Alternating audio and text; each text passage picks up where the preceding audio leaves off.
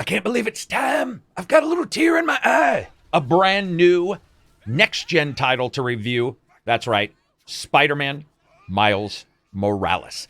I think some of the greatest comic books out there of their time are like Spider-Man and the Spider-Verse, where they allow for the occasional shifting of the guard and the viewpoint to other characters. For example, Spider-Gwen, Cindy Moon, aka Silk, Spider-Punk, who actually the less said, the better. However, one Spider-Man friend, replacement proxy that he is, has always received the largest amount of reception, and that has to be Miles Morales. So much so that Insomniac and Sony not only threw him into the original Spider-Man game just on the PS4, but then decided the PS5's launch could be led by a Spider-Man game with Miles as the main character. I was surprised. I wasn't sure exactly how to take it. Let's see if they did well. Let's see if it's just maybe old Spider-Man. Though I admit, that dude's actually pretty awesome looking. That jacket's like a uniform from half Star Trek button-up and half dinner jacket. Miles releases November 12th for the PS4 and on launch day for the PS5, which just goes to follow that you'll be seeing PS5 footage in this. I want to thank Sony for a copy of the game. As you guys know, even if a dev gives me a copy of the game, I go out and I get a version of it myself and I give it away to somebody who has watched the video and a subscriber. So make sure to tweet this out, leave a comment if you like it. As always, you can maybe subscribe. Let's begin. Let's see if all these resources, the money, and the idea that Sony was going to put Miles Morales on the front page, basically, as the release for their new system. Let's see if it paid off. Graphics, gonna be up first. Now, Spider-Man was no slouch. I think it was easily one of the highlights of the PS4's entire lineup of games for its lifespan.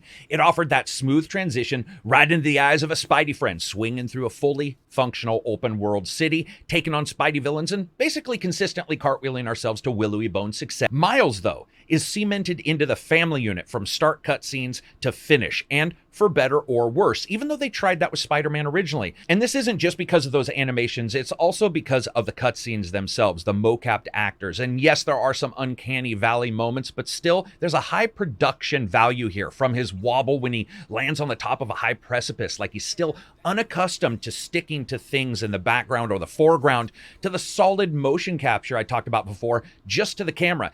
Also, I mean, you got to admit, it's pretty hilarious that somehow Spider-Man does more on a bridge in like 4 minutes in both gameplay and presentation than Avengers did, with 4 heroes, everyone trying to pretend no one cared they sounded like a B-level theater troupe, and about $800 billion. The way the game handles all this and handles those hero moments is solidified through 2 particular things: the animation and the intelligent camera itself. Now, that pays off also when you jump to the 60 FPS mode. Fidelity mode, which is 30 FPS, has a ton of features turned on. It's got that ray tracing, replacing normal reflections, and that's a hard trade-off because I get that 60 FPS is what action gamers want. It feels silky smooth during those gameplay moments. And you're not going to hear an argument from me swinging through the city trees like the Munchie Cheese and unloading a wad of spider goo into a dude's face at 60 FPS is pretty friggin' sweet. However, man, the game jumps its effects and just atmosphere to stunning levels at 30 FPS. Strategic levels, by the way, for ray tracing, which I'll discuss in the gameplay moments. It is pretty noticeable with that drop in fidelity when you turn it to 60 FPS. And I would say that the game looks more like the PS4 version of Spider-Man when you do that versus 30 FPS when you have all those effects on. If Spider-Man was a brilliant reflection of what a company can do with a PS4 and its power, Miles is a brief, if momentary flash of what we can see and hope for in the PS5. However, the biggest improvement here is the weather system, the snow in the game. While the ground layer isn't impressive, it's that particular way in which the snow drops and how it does. It's watching the snow melt off of Miles' suits as he eavesdrops on bad guys, and the proper lighting in the game that allows for even a midday sunless time frame to look good, something many games actually cannot handle. Spider-Man also supports HDR if you like to do that. Now let's talk about performance-wise overall. The game is actually fairly stable at the 30 or the 60. There was not really any drops. There was 1 or 2 little stutters here or there at various different times, but it was not really that noticeable. Loading times are incredibly fast on the PS5. Always less than about 2 seconds no matter where you fast traveled. It was very impressive. Speaking of impressive, let's just talk about this thing as a package. 60 FPS, 30 FPS, you get to choose. 30 FPS's effects are through the roof though. And I gotta tell you, you probably should play at 60 first, mess around with it, and then switch to 30 and see if you can handle the FPS switch. Because if you do it the other way around, it's going to be really hard to take that step down in the overall graphics presentation. Speaking of other presentations that you may have to take a step up or down for, we're going to talk a little bit about audio.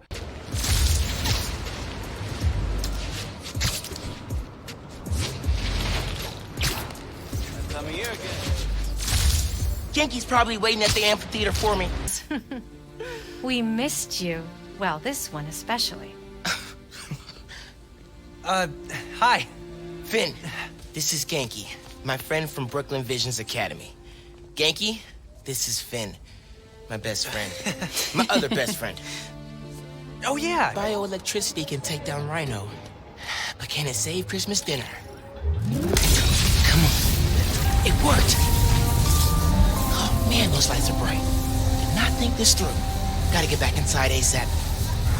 I want to talk about the sound for a second. This is classic Spider-Man from the original PS4 game with a number of sounds that are either very close to or cribbed from the original game, as they should be, by the way. Spider-Man's always been best when offering that lower-end sonic blanket of sound that makes any city feel alive, from people talking to the passing of cars to that hush sound of the wind between skyscrapers. The audio here is excellent. I tested the game on a home theater as well as computer monitors, as well as my own headphones and Sony's headphones that they're selling for the PS5. I like the space of those headphones and the way they offer that open-ended sound to them. Regardless of what you play it through, though, the sound is actually very good. What's not so good, though, is the music. Miles is going for a more current and urban style of music to reflect his unique personality. I like that slightly hip-hop, street-style, urban vibes that goes with it. It does give him his own feel. And while On My Own by Jaden was used to promote the game, the music within the game isn't the same quality really at all. That being said, when you are Miles, you're just hanging out, listening to a podcast on a roof ledge somewhere, and the crime breaks out and you decide to take it on, the music switches to that style of notes and beats and even tempo that are wholly different from the original game. If individuality was a hallmark of the desire of Insomniac to represent Miles in this game, then it worked. It's just not always for me. There are more classical themed moments during the cutscenes. Sadly, many of those can't be posted due to embargo and spoilers. Suffice to say, it's a soundtrack that at the very least will not be misremembered at being tracks from the original game. Speaking of the original game, I felt that the original Spider-Man had some very good voices. Here, Miles took me a while to get accustomed to. It's mostly due to that somewhat younger sounding voice actor that doesn't always go with the character model that has appeared in the game after mocapping and just getting him into the game. It works though. No one is outwardly poor in the title, and situations that resolve around conflict or other emotions are handled well. In particular, a couple family scenes and comedic scenes that come off better directed here than the majority of what we actually saw in Spider-Man on the PS4. And also, what's a Spider-Man game without at least one Jesus pose? Let's talk about gameplay. And Spider-Man pretty much just leaps into it. Almost instantly, you are with Spider-Man proper, aka Peter Parker, aka the penniless Weber, as you guys are out there taking on bad guys. One huge battle later, you're hanging out on the roof, just chilling, you know, like those crappy Nintendo commercials where everyone pretended the Switch was better than real basketball. Speaking of real, though, Peter has to be real. He has to go on an overseas trip with his girlfriend for his day job. Despite failing in the last mission, despite being woefully unprepared, and despite warning Peter of all that, Peter does his thing and basically just pats Miles on the shoulder and then gives him a cooler colored suit like that's going to fix everything and jets off. Miles is not the pinnacle spider dude. He isn't even in like the top 20 when the game starts, which helps you as a player accept how the story rolls out and allows for you to not sort of get burdened down with the idea of, hey, here's somebody who's been doing it for 8 years, but instead it's, here's somebody who's been doing it and really doesn't understand what the hell he's doing, but he just shows up and hopes everything works out. But of course it doesn't. A new bad guy corporation within just a couple hours rises up to start making trouble, as well as a criminal organization that apparently is just bent on seeing if they can buy all the purple neon lights from every store in the city. But it doesn't really matter, because what are you going to be doing? You're going to be swinging over their faces and kicking them in the head. And that is what you get to do. It's the same basic core gameplay that the Spider-Man PS4 game delivered, which is awesome combat and swinging. And that swinging continues to be magnificent. It utilizes Insomniac's crazy-ass soft-touch swinging system that always looks pretty natural no matter what. Unless, like, you're in the middle of a park and then you're just running around as Spider-Man, which looks foolish to everybody. Combat also has a bit of that feeling of Spider-Man PS4, but due to Miles' power, his suit, and his abilities, they're different. You have something like Venom enhanced attacks, and that's a good thing because almost instantly a bunch of bad guys with exactly that weakness show up. You consistently move around the city, you take on small jobs on the side as well, and the Spider-Man app pops up which alerts you to civilians who are in need of help or there's a crime in progress. Now, talking about Miles' suits, for instance, they can be upgraded with slots on them for various upgrades, including things like nano camouflage, more venom-influenced power, and other things depending on what you unlock by doing story missions or the side trials kind of side missions that Peter has left for you. During battles and for doing particular activities, you also get points for upgrading your web slingers from the normal setup to drones that can fight alongside you to remote mines and more. You also have a set of skill trees, venom, combat, and camouflage respectively, though by the end of the game you'll pretty much have them all.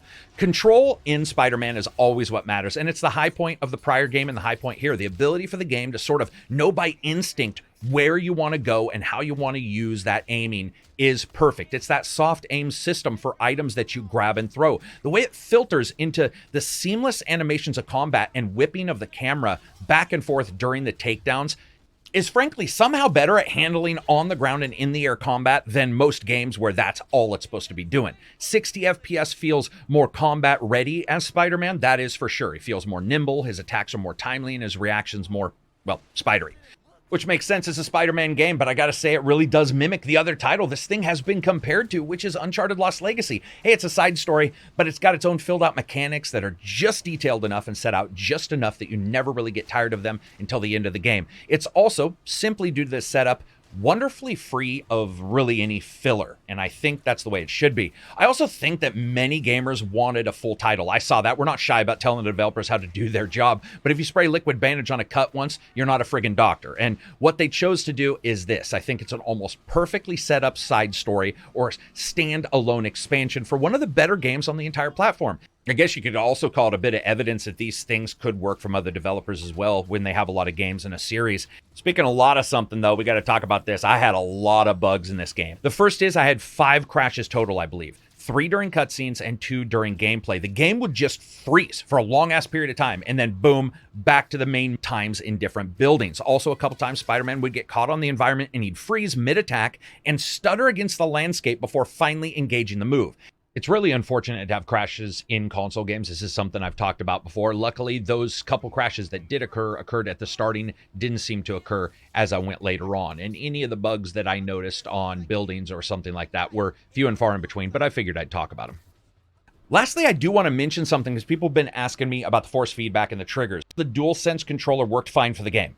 It is busy though, almost the entire time. Now this sounds great, but let me explain it to you. There's a vibration on the train. There's a vibration when you're swinging. There's sometimes vibration when cars pass by. There's vibration for pretty much any movement ever. And the controller is almost always in some way vibrating, almost vibrating, getting ready to vibrate, or just stopping so it can vibrate in a moment later, which is a bit bothersome after many hours in the game, as sometimes it can be a little bit difficult to parse when and where the game wanted me to care about a real hazard versus just, something big happening off the screen. So there was a bit of vibration, but it didn't stop my fun. That brings us to fun factor. It does feel a bit short. I will say that. It's got a story a little bit like Lost Legacy did, another title that I love the offshoot of. The closer knit family unit of Miles compared to Peter was actually something that I enjoyed. It's a unique perspective, albeit at times a slower one than the prior Spider-Man game, at least in feeling. Phenomenal combat, amazing graphics, and really a good story.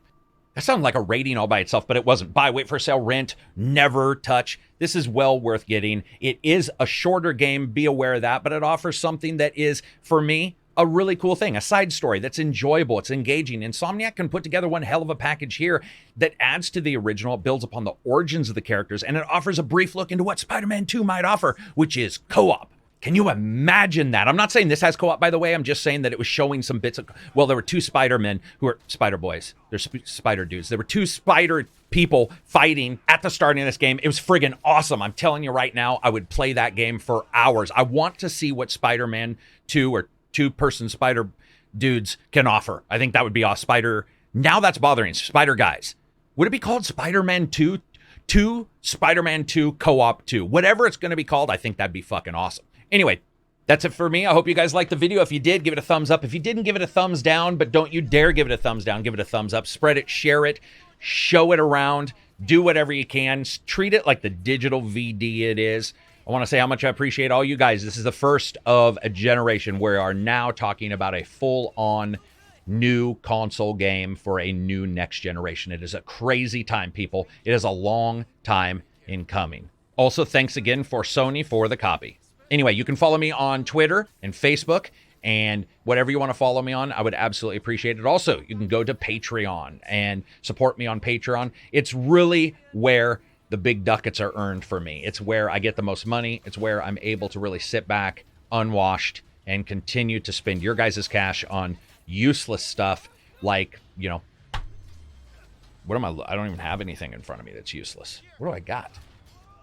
I have a bunch of dog toys. Allows me to spend money on dog toys. Peace out. Enjoy the rest of your week.